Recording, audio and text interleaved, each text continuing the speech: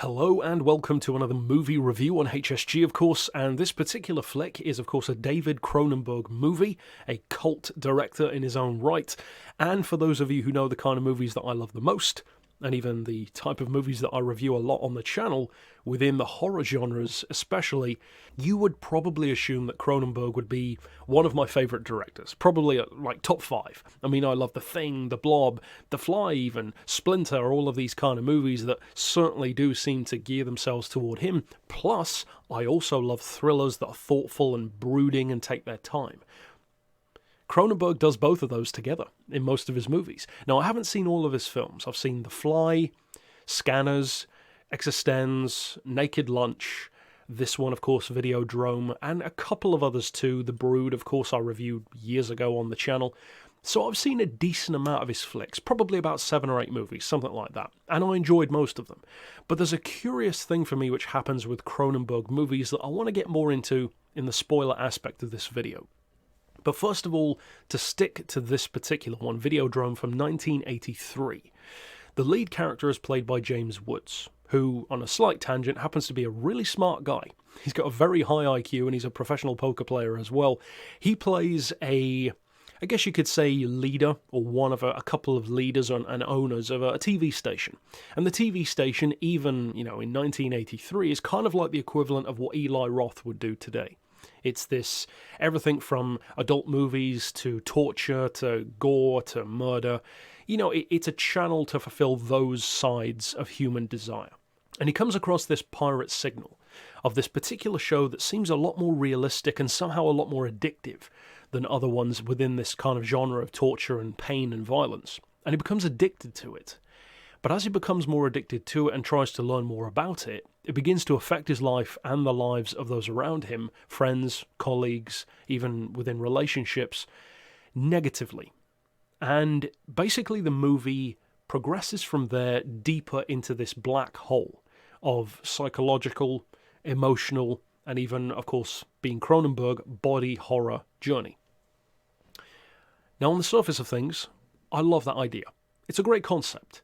Of course, the commentary within the movie still works today. You can probably tell just from the quick rundown that I gave you, it sounds very applicable to today's society, let alone in 1983. I agree.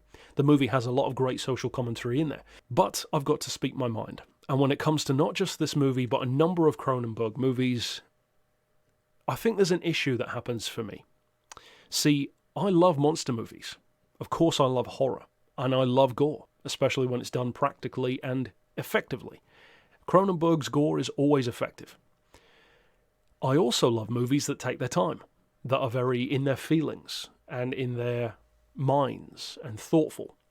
Something like The Fear of a Patient Man or Your Son that I reviewed not long ago on the channel. But you'll notice that I said I enjoyed both of those because they're two separate entities. I don't watch Carpenter's The Thing for a thoughtful, emotional experience. And I don't watch Your Son for a gore fest. The problem with Cronenberg's movies for me is that he tries to do both. And for me at least, it doesn't really work. Because for one thing, all of his characters in all of his movies that I've seen, definitely some more than others. The Fly is a perfect example, especially Naked Lunch, and this one. The characters come across as very sleepy, almost like they're in a stupor the whole time. And that may be a deliberate choice. A lot of his films do play with surrealism as well, David Lynch style, but I don't know, it almost makes me feel sleepy about the film. Now, I've never fallen asleep in a Cronenberg movie, but I think that can be pretty detrimental to an audience, because if somebody like me who adores all of the aspects of this movie can still not particularly want to ever see them again, I don't think that's really a good sign. Because this isn't like a Schindler's List kind of movie where you don't want to watch it again because you got the point and it's not an entertainment movie. This is more the kind of movie that you would kind of think you should want to watch again. And yet I don't. Even my favourite Cronenberg movie, The Fly, I don't need to ever watch it again. I get the idea, I like it, but there's something about the pacing in his movies which just takes too long. So it's this difficult situation for me where I actually love what he's going for. I love all of the aspects of his filmmaking, but there's something about bringing them together that just doesn't work for me. Now, in terms of recommending whether or not you should watch this movie, I would actually say yes, and that might surprise you. Yes, I would recommend watching it, because I want you to experience what I'm talking about. Now, if you come out of this movie and don't feel as I do and absolutely love the flick and want to watch it again, then great. I really hope that there are tons of people, and I know there are tons of people who do love his movies, this one included. I just don't consider myself a Cronenberg fan because of the aforementioned reasons, and I wish I was. Now, to get into spoiler talk, the spoiler talk is more so in an overarching sense, I guess. Now, spoilers don't matter too much to a Cronenberg fan because, like me, you'll have seen a lot of his movies. But that aspect of the characters feeling in kind of a stupor, to me, it kind of infects a lot of his movies. And I would not be at all surprised if that was a deliberate thing. It definitely, in the case of this movie, ties into the social commentary of, the violence and the gore that we watch and becoming desensitized to that. And I'm sure that some people would probably say that this movie actually describes me and that's why I don't like the movie. I could certainly appreciate that kind of theory. I love movies like Martyrs, for instance, so I'm desensitized, therefore a movie about desensitization doesn't really have the desired effect on me. Maybe that's true. But there are plenty of movies, as I said, that I enjoy which aren't gore fests. And I enjoy movies which sometimes aren't even horror, thriller, or sci-fi related. Sometimes just a drama. There are even certain movies that are predominantly romance films that I can enjoy. So I don't consider myself to be desensitized to it. I think part of the enjoyment of really disturbing movies is that you aren't desensitized. Because if you do become desensitized, then you find yourself not really enjoying any of them anymore. Whereas I still do. So, yeah, I find it a very curious situation for me with Cronenberg. And I would be curious to know what those of you watching this video think about his works as well. Not just this movie, but there are a couple of his films that I've liked more than others, for sure. I think my favourite is, as I said, The Fly. I quite like this one. I believe that this one has probably the strongest social commentary of any of his movies that I've watched. It still holds up the most. And arguably, it probably holds up more now, even than it did then. I like The Brood, because it's kind of weird. I mean, it's Cronenberg, so of course it is, but I like the creativity of The Brood. Other ones that I've watched of his, though, I don't like at all.